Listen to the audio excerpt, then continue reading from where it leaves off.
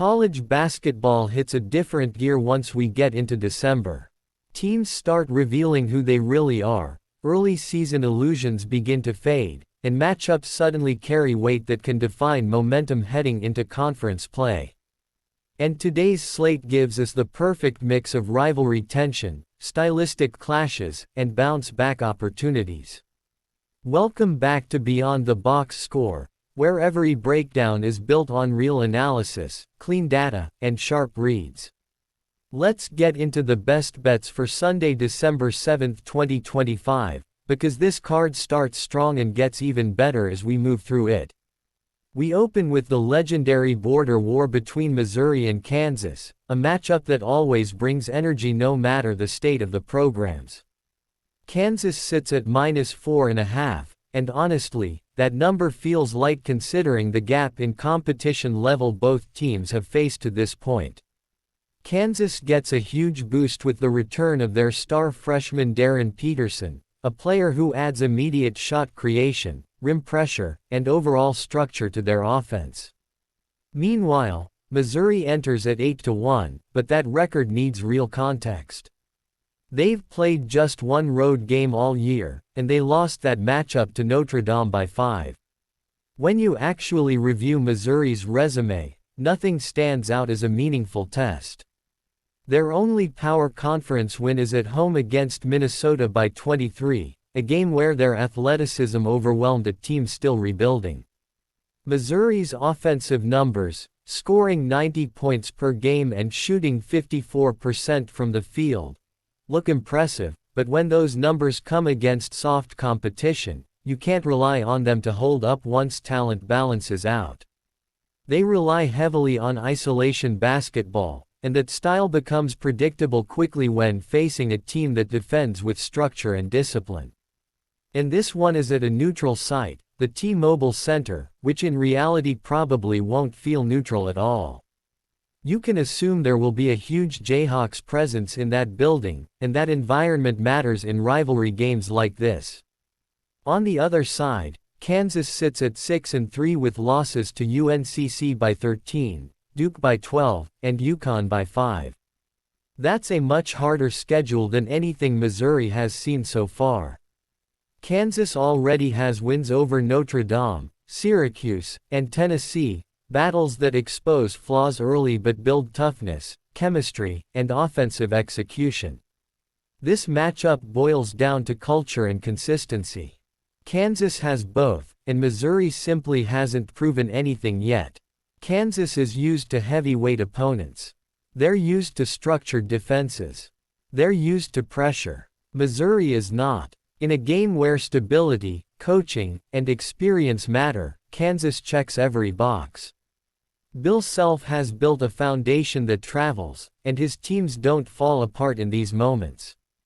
Missouri's numbers are inflated by a soft schedule, and that becomes obvious the second they match up with a real system.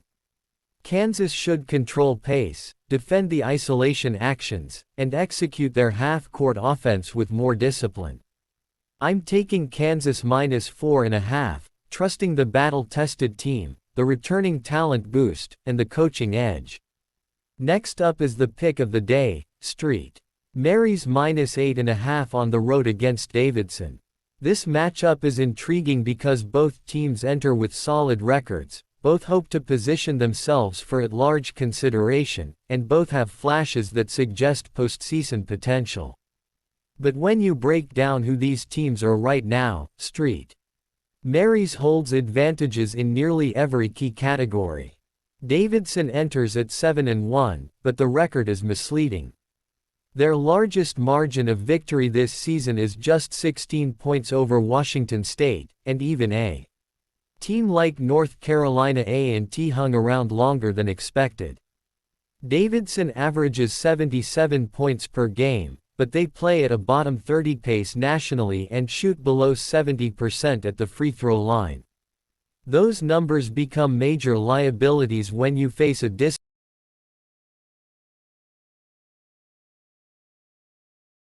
Mary's enters at 8-1 and has built that record against far stronger competition than Davidson has faced. They've already earned wins over Virginia Tech, Wichita State, Ohio, North Texas, and Arkansas State, programs that year after year compete for conference championships. Their style is unmistakably slow, sitting in the bottom 75 in pace, but they pair that deliberate tempo with high efficiency, shooting 49% from the field and ranking 5th nationally in free throw percentage. Their defense is top 50, and that combination, patience, discipline, efficiency, and elite defense, is exactly what suffocates teams like Davidson who depend heavily on rhythm and structure. Even though St. Mary's no longer has Saxon or Marcellonis, they've reloaded with a new 7-footer dominating the paint and a sophomore guard who learned behind Marcellonis last year and now runs the show seamlessly. The system remains intact because the program's identity remains intact. Their head coach, Andy Bennett, has this group operating at the same slow, physical, efficient pace St. Mary's has built its reputation on. And when you put that system against Davidson's current roster, the mismatch becomes obvious.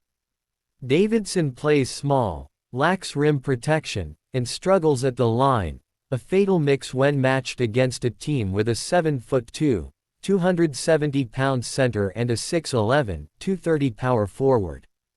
Davidson simply does not have the size, the physicality, or the defensive versatility to slow that down. St. Mary's should control tempo, dominate the interior, and force Davidson into long, low-percentage half-court possessions. This has the makings of a double-digit win, and I'm locking in St.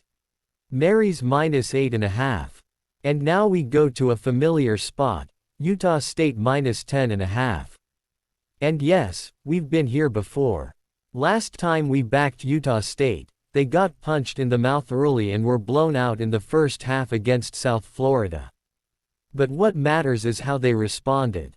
Despite being down 21 at halftime, they battled back and won the second half by 8. That kind of response says everything about this team's character and coaching. They didn't fold, and that's exactly the kind of team you trust in a bounce-back situation. Utah State scores 85 points per game, shoots 50% from the field, and makes 9 threes a night. They win nearly every statistical category in this matchup except offensive rebounding, and even that comes with context. They don't grab offensive boards because they don't miss enough shots. Their efficiency is their identity, and when they're locked in, they play a brand of basketball that overwhelms teams that can't match their pace or shot making. Charlotte, meanwhile, sits at 4-5 this year and is trending in the wrong direction across multiple sports in their athletic department. They're coming off a 17-point home win against North Carolina A&T, but that doesn't change the larger picture. When Charlotte has played real competition, Richmond, App State, Virginia Tech, Davidson, they've lost every time. They're averaging just 72 points per game, and against a team like Utah State that can score in waves, that production doesn't hold up. Utah State cannot afford to drop another game like this if they want to stay alive in the at-large conversation. This is exactly the kind of matchup where their spacing, efficiency, and transition play create early separation. Charlotte simply doesn't have the offensive firepower or the consistency to keep this inside single digits unless Utah State collapses, and based on how they responded in the second half against USF, I don't see that happening. I'm taking Utah State -10.5, trusting the bounce-back angle and the matchup advantages across the board. The moment I looked at this matchup, the first instinct was to go right at the side that's simply constructed to overwhelm its opponent. So let's get into it, because the next game features a home team that matches up so cleanly, so decisively, that laying the number becomes part of the argument rather than a risk you try to talk yourself out of. St. Louis returns home after spending what feels like an eternity playing 3 or 4 straight games out on the West Coast. Now they finally come back to their own floor, in their own environment, with their own energy behind them, and they're doing it against a Central Michigan squad that fits the definition of a middling to bad MAC team.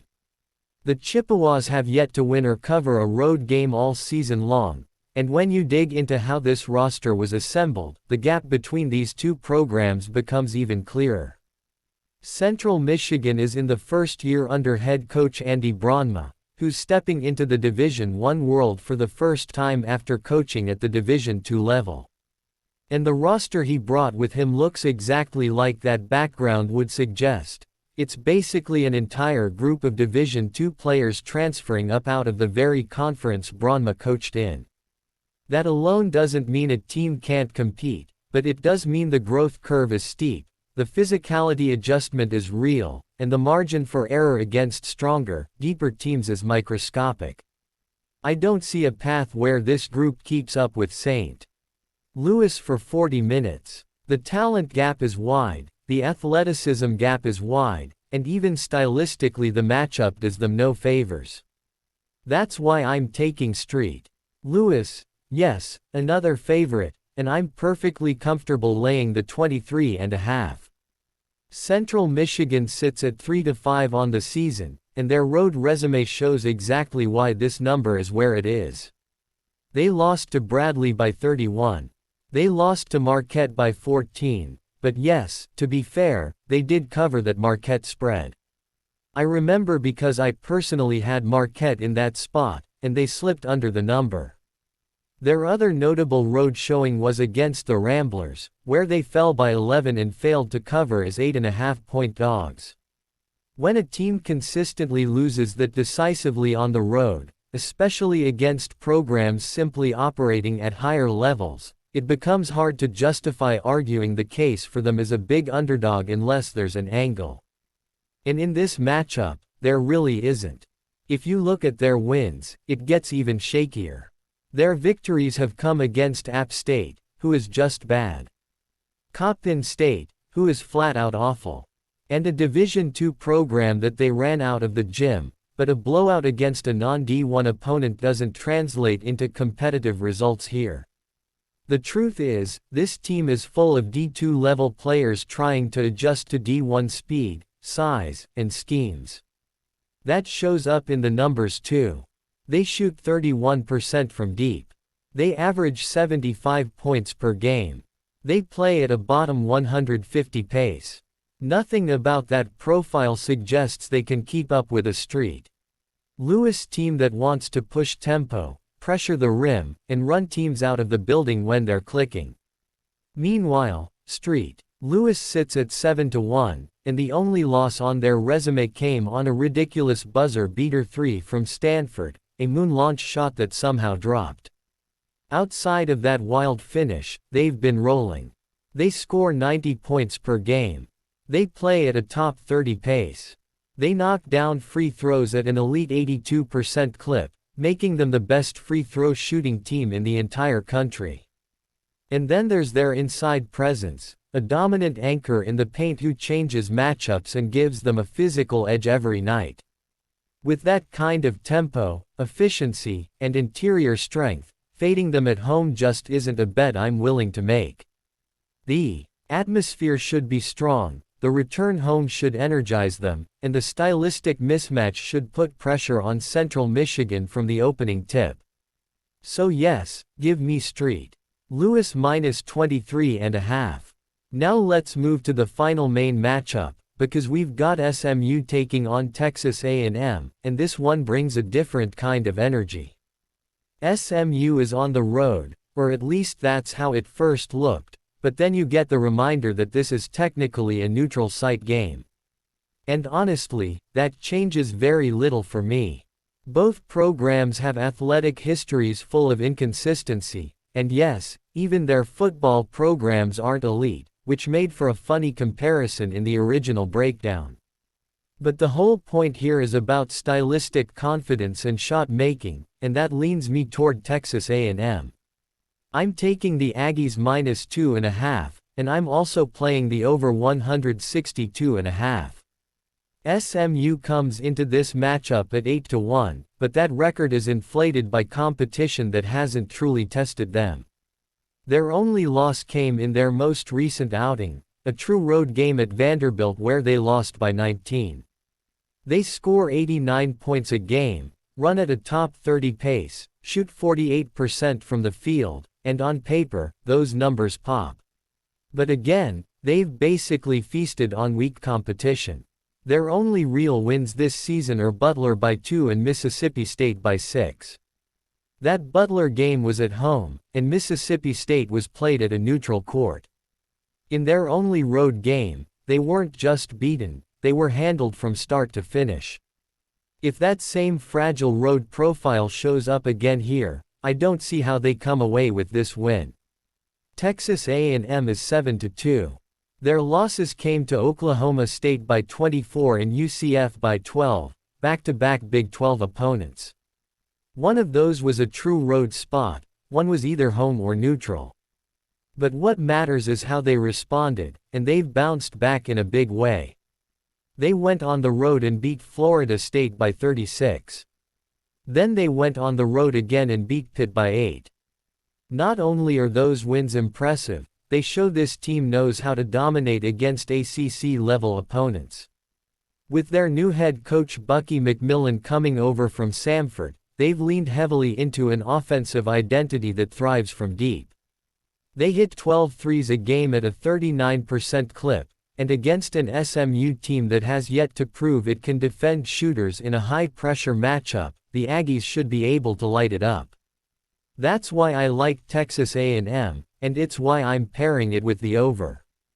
Now let's roll into the almost bets, games that were tempting but didn't quite make the final card.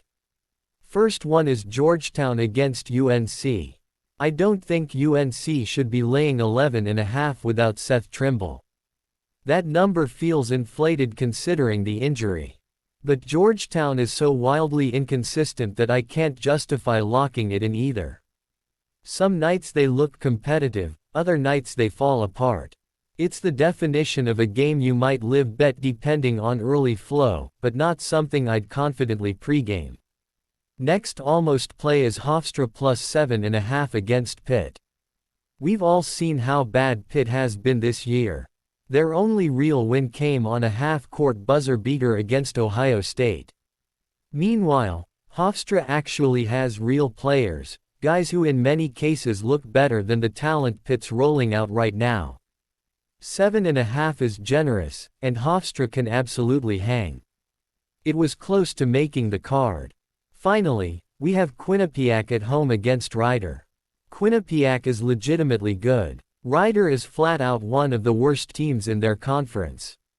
We just saw them against Mary last week when we took them plus 9.5, and yes, they technically covered by losing by 8. But even in that near cover, they were awful. Watching them again makes it clear that Quinnipiac, who has already beaten Pitt and taken UCF to the wire, should have no trouble here. That's why Quinnipiac minus 15.5 was on the radar. They can win this by 20 plus easily.